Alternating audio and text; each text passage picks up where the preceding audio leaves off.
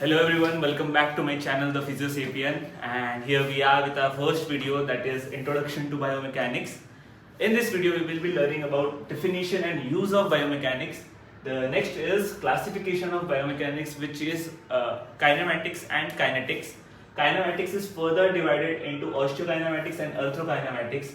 Now arthrokinematics works on the principle of concave and convex rule. Okay, so we will be learning that. The next topic is open kinematic chain and closed kinematic chain. So we will be learning that. Now osteokinematics include the axis, planes and range of motion of the movement. So we will be learning that. And the last topic is center of mass, center of gravity and base of support, which helps in the stability of any movement. So what basically biomechanics is? Biomechanics is divided into bio and mechanics. So bio is the body and mechanics is how it is functioning. So whenever we do a movement, so how that movement is occurring, what are the changes, what are the bony movements occurring, what muscles act to make those movements possible, which ligaments help in the stability of that movement. All these are learned in biomechanics. And what are the uses of biomechanics? So biomechanics is used for the analysis of movement pattern and to identify any underlying cause for the pain during the movement, to study the gait patterns. So the next topic is classification. Biomechanics is classified into kinematics and kinetics. Kinematics is the displacement without regards of the forces. So the displacement is of two types, that is linear and rotatory. Linear displacement is in a straight line, while the rotatory displacement around a fixed axis. So let's take an example. This is the stable component, and while this is a movable segment of the joint, so this movement is the translatory movement, while this movement around a fixed axis, this is the rotatory movement. Okay, next we come to the point kinetics. What is kinetics? Kinetics is the forces which generate the movement. It is considered with what forces are responsible for making a certain movement possible, and these forces are generated usually by the muscles, and muscles are divided into two parts, that is primary muscles and secondary muscles. Primary muscles are the muscles, these are the main muscles which are responsible for the movement, while secondary muscles, these help in the stabilization and support during the movement to the primary muscles. So let's take an example. We are doing a bench press or push up. Okay, during that our pectoralis major is the main muscle which helps in the flexion of the shoulder joint. Okay, and then there are other muscles, that is anterior fibers of deltoid. This is a secondary muscle which helps in the stability of the joint. So as we have already talked about kinematics, kinematics is divided into osteokinematics and arthrokinematics. So what osteokinematics is? Osteokinematics is a branch of biomechanics which explains the rotatory movements of bony liver in space during a physiological joint motion. So whenever there is a movement in the joint, so osteokinematics describes in which plane the movement is occurring, which axis the movement is occurring, and how much range is present in that movement. So next, coming on to arthrokinematics. Arthrokinematics explains us the joint motion with respect to joint surfaces relative to each other, where one of the surface is considered as stable while the other is considered as relatively unstable, which moves over the stable surface. Okay, so here we will come across terms like rolling, gliding, sliding. All these are explained under arthrokinematics.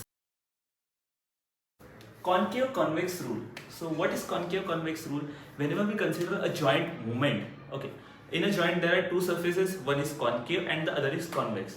Here we are taking an example of the knee joint, where the movement, during the flexion of the knee joint, the femur moves in the downward direction, and the rolling of the femur is in the same direction as the osteokinetic movement, which is downwards, while the translatory movement, that is gliding, is in the opposite direction of the osteokinetic movement.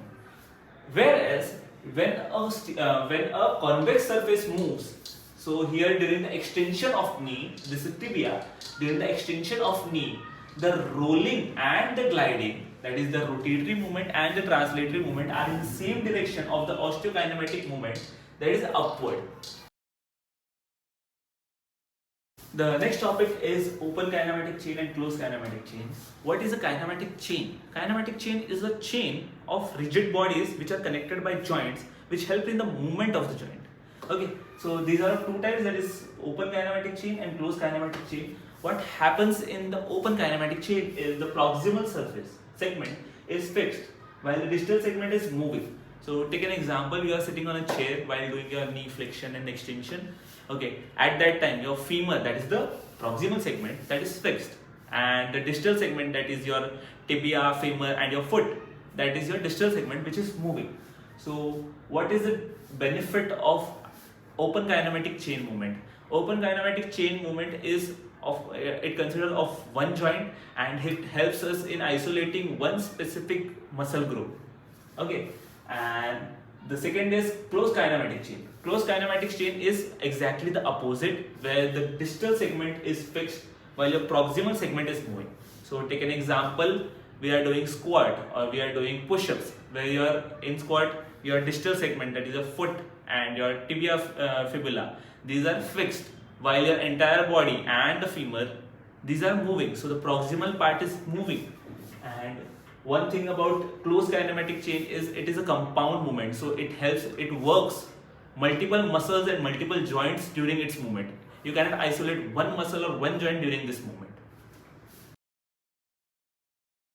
Axis and plane. The joint movements occur in various axes and planes, which are imaginary lines and imaginary planes, which helps in the ease of the movement. Okay, so there are three axes. There are coronal, vertical and sagittal, or you can say anterior posterior axis.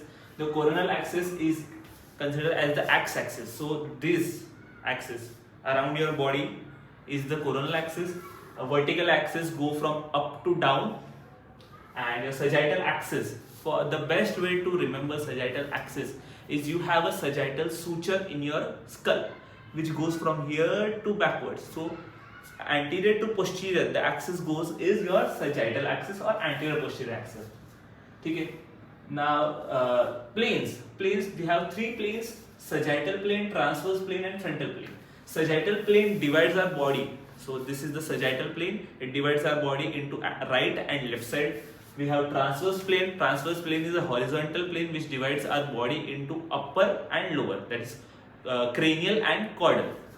Okay, next is frontal. Frontal plane divides our body into anterior and posterior. So frontal plane is around this way it goes down. So it divides our body into anterior and posterior. So when taking a movement into consideration, any movement which occurs in the coronal plane, coronal axis, is done in sagittal plane. Okay, so coronal axis, that is x-axis, the x-axis, the rotation is in sagittal plane, the movement is in sagittal plane.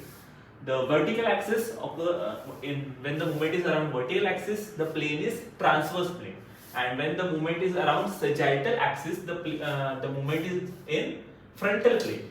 So we have three sets of movement, that is flexion extension, abduction adduction and medial rotation and lateral rotation. So all the flexion extension movements occur in coronal plane and sagittal axis. So this is flexion extension, it occurs in coronal plane and sagittal axis. All the abduction adduction movement, so this is abduction, this is adduction, so it occurs in anterior posterior axis and frontal plane. Okay, and all the medial lateral rotation, that is medial rotation, lateral rotation, it occurs in the vertical axis and transverse plane. So it helps in identification in which axis, which plane the movement is occurring. So next we have three terms which help in the stability of a joint or a body. These are center of gravity, center of mass and base of support. So what is center of gravity? It is an imaginary point where the object weight is equally distributed. So in the body, human body, it is considered as H2 vertebrae. And while the center of mass is the point where the body mass is equally distributed. So for a bilaterally symmetrical object or a body, both these points coincide and these are on the same point. Next is base of support. Base of support is the area beneath an object that includes all the points of contact with the supporting surface. So while I am standing, when I'm standing, the area between the two heels is known as base of support. So what is the correlation between center of gravity, center of mass and base of support? With stability. So if the center of gravity is lower, the stability increases. So it is inversely proportional. Whereas if the base of support is more, the stability is more. So it is directly proportional to the stability. So if we want to have maximum stability, we need to have center of gravity as low as possible, and we need to have base of support as much as possible. So let me know in the comments which position is the most stable position. Okay. So this was all about introduction to biomechanics, where I have taught you all the basic concepts you need to know before starting with the joint biomechanics. And in the next video we will be starting shoulder joint biomechanics, where I will teach you the components of shoulder joint, the muscles, the ligaments, the osteokinematics, the arthrokinematics of the shoulder joint. Basically, it's not a joint, it's a shoulder complex. And to know that, you need to see the next video. And all I want in return is you to subscribe, to like this video and share it with all your physiotherapy friends. This is Ronak Chandak signing off.